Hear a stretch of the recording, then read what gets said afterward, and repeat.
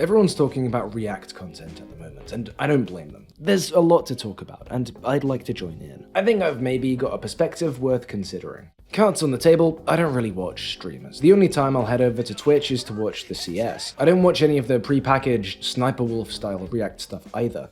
I am very much outside of this cultural space. Reactors, debaters, speedrunners, yes, ice cream so good types. I'm only really familiar with any of these personalities and their content whenever it seeps through into the discourse, so I'd like to stress that my perspective here is going to be a limited one. If you'd like a more in-depth look into React content and its issues, why certain creators aren't so fond of it, JXC and Dark Viper AU have both made great videos on the topic, which I'll link below. But all that being said, I think an aspect of the whole React debate has been overlooked, so let's get into it. Also, side note, if I sound a bit funny today, I'm a little under the weather. Should be back to normal for the next upload. Anyway. Twitch streamer Hassan Piker has often defended his decision to play other creators' content during his often wordless meals, during food prep time, and even during trips to the toilet by saying it's necessary to keep his audience happy, as he can't actively interact with his stream all day. Make 10 hours of high quality original content a day.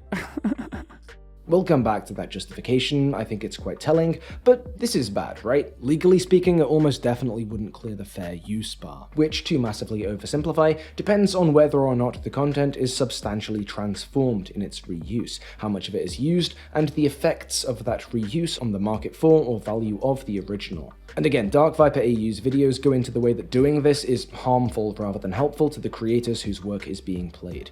The empty chair is bad, but it's not just the empty chair. A lot of the time, reactors are commenting on the content, or laughing, or pulling silly faces, but they're not really adding anything. They're reacting for the sake of reacting.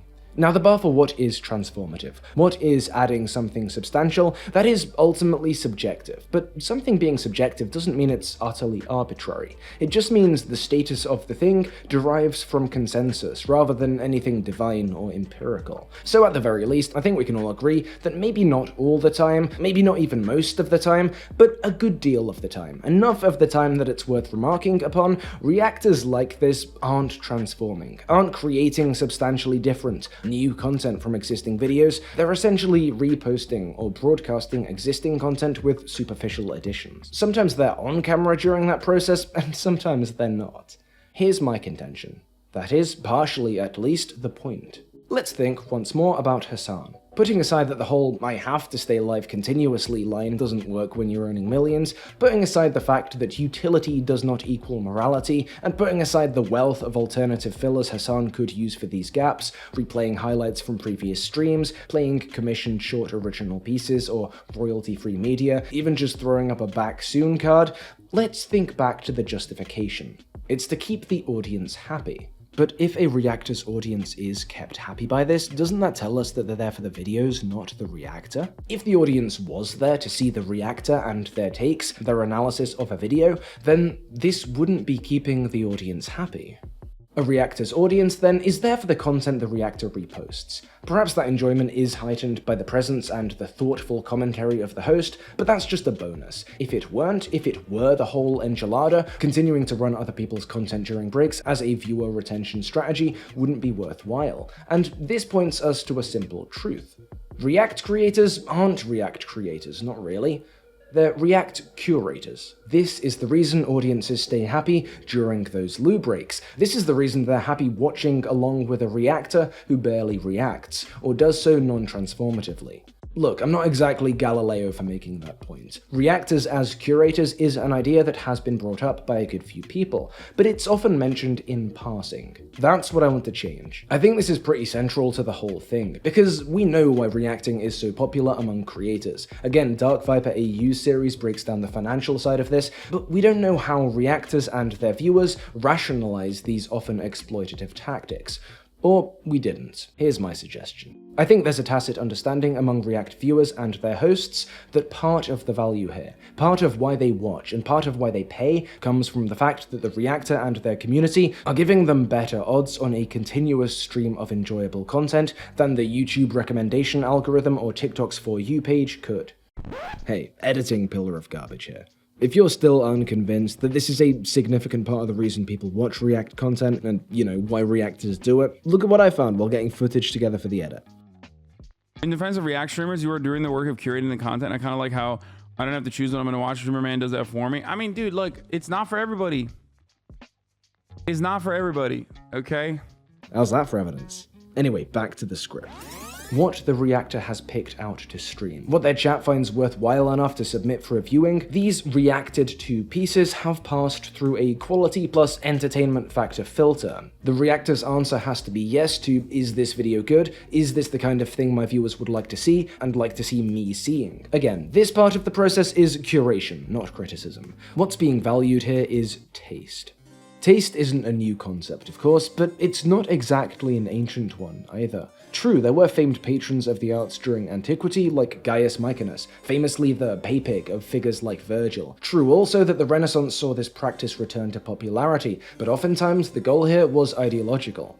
Maecenas, for instance, saw poetry as useful in legitimizing the new Augustan social order he was a part of. And prestige was gained in such arrangements, but that prestige came from the idea that through their support they had contributed to the creation of these great works, not from the fact that they'd been smart enough, cultured enough to recognize genius. In YouTube terms, think of the sense of fulfillment you'd get from supporting a creator on Patreon, who goes on to put out banger videos with your name in the credits, that could be you by the way, rather than like looking at your subscribe to list and thinking, wow, I've found some great creators, I really get their work, aren't I sophisticated? No, historically speaking, that came later.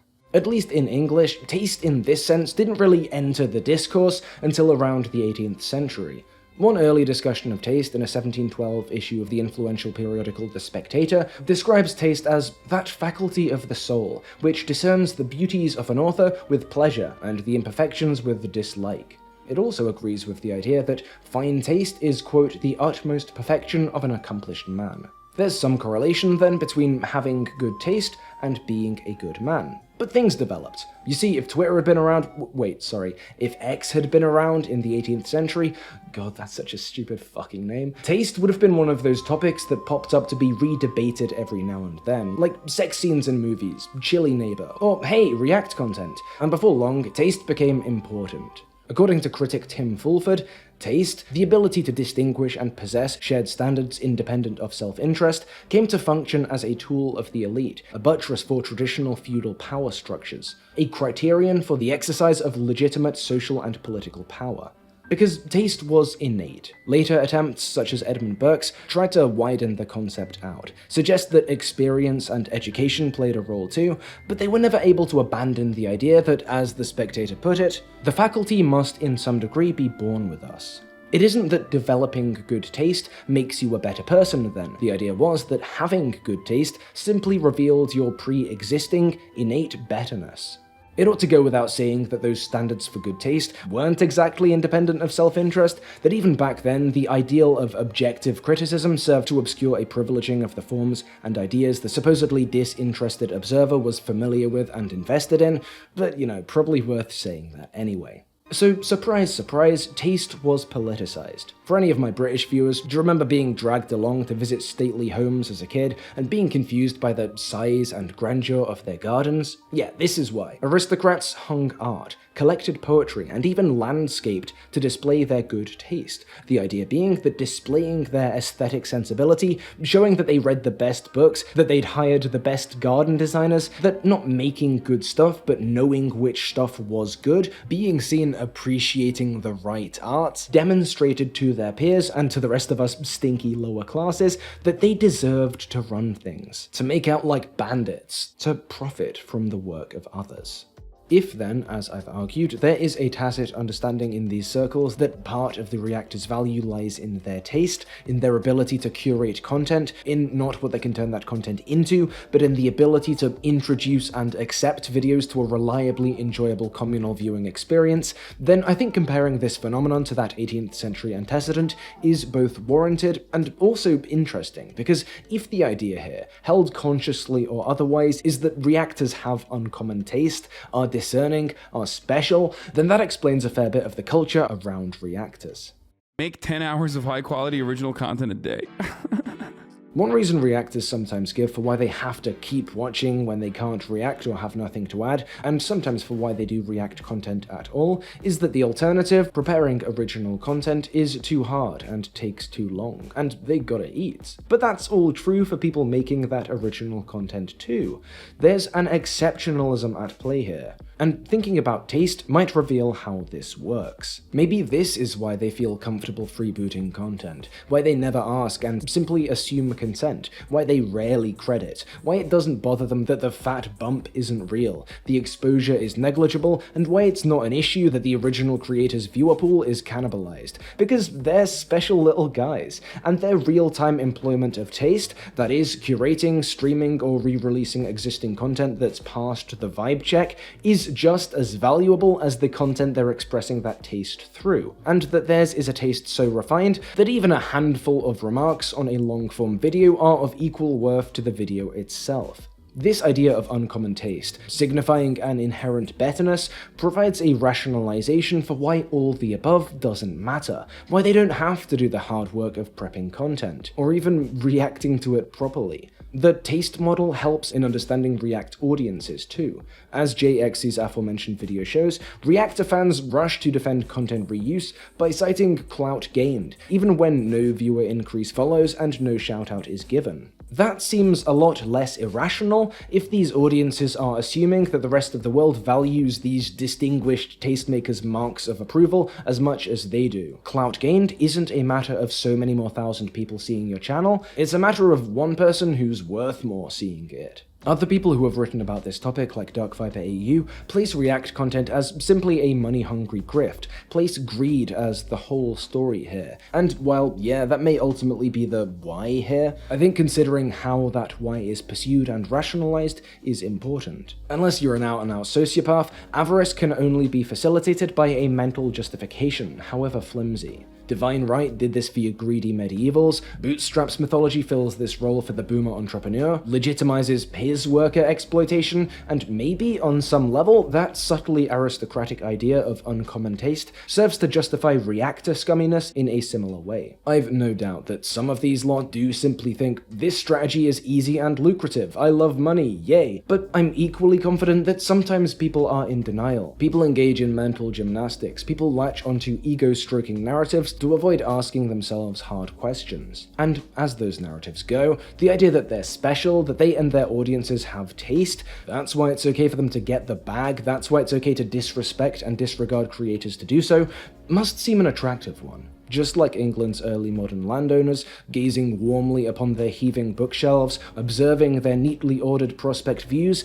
because they're smart, because they're special, because they have the right takes, they deserve to profit from other people's work. But of course, it's no truer now than it was then. And there's a really biting irony to the fact that now it's the creators, the producers of those taste-conferring objects, that are getting the short end of the stick.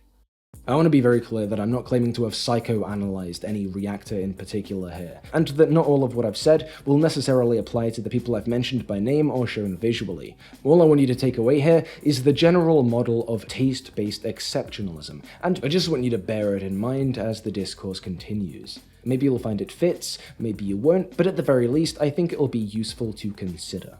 I also want to be clear that I'm not indirecting anyone here. I'm aware that some of my stuff has been reacted to or reused recently, but as far as I've seen, that has fallen more on the transformative side of things. It's also worth pointing out that curation and taste aren't inherently bad. They're concepts that can be very useful and fulfilling. See museums. They can be problematic though. They can play a role in upholding dominant cultures, and thus prop up icky things like classism, Eurocentrism, and so on. See also museums. Received notions of what's good, what gets included, require constant re-examination. Taste and curation aren't inherently bad. It's when they start to overlap with exploitation, profiteering, or exceptionalism that silly aristocratic underbelly re-emerges, as it perhaps has here. Coming back to the matter at hand then, how do we proceed? Well, in an ideal world, these kinda parasocially based notions of reactor, taste, and exceptionalism would fade, and we'd collectively look toward content curation methods which don't siphon views from original creators. Discords, subreddits, Twitter communities, and so on. Shit. X communities, and so on. Reactors would either fill these segments of their content with reactions to social media or TV, stuff created by people who either got paid for their work already or weren't doing it as a job at all. Maybe they'd include some stuff from YouTube or TikTok creators, but only with permission, and some sort of rev share system in place if the original creator wanted it. And if it meant that they had to plan their stuff out in advance a bit more, if it meant they had to spend an hour or two less live a day, taking bathroom breaks, reaching out to creators, then they'd be fine with that. And in a really ideal world, all of these reactions would be somewhat transformative, not just repeating information or adding one-line comments. Maybe the reactor would have to skim through the content first to see if they'd have anything to add. And again, maybe that'd take more time, but it'd still be orders of magnitude less than the time the original creator took to make it. Original content doesn't appear instantly, out of nowhere, so why should this? So, to sum up, considering the history of taste and curation might help us conceptualize what's going on in React culture, and it might help us envisage a better future for the creator ecosystem. That's pretty much all I've got for you here, but I'd love to hear what you guys think about all this stuff below. If you think this video is good, then, maybe share it around. And huge thanks, as always, to my wonderfully generous Patreon supporters, especially Daniel Goldhorn, Karen Kuhlman, Magath, Ryan Emily, Something Capitalism Bad, Thomas R, and Weirdy Beardy. I am super grateful to all of the new or upgraded pledges as of late. You guys are amazing. And now I'm gonna go neck a lemsip and lie down. Peace.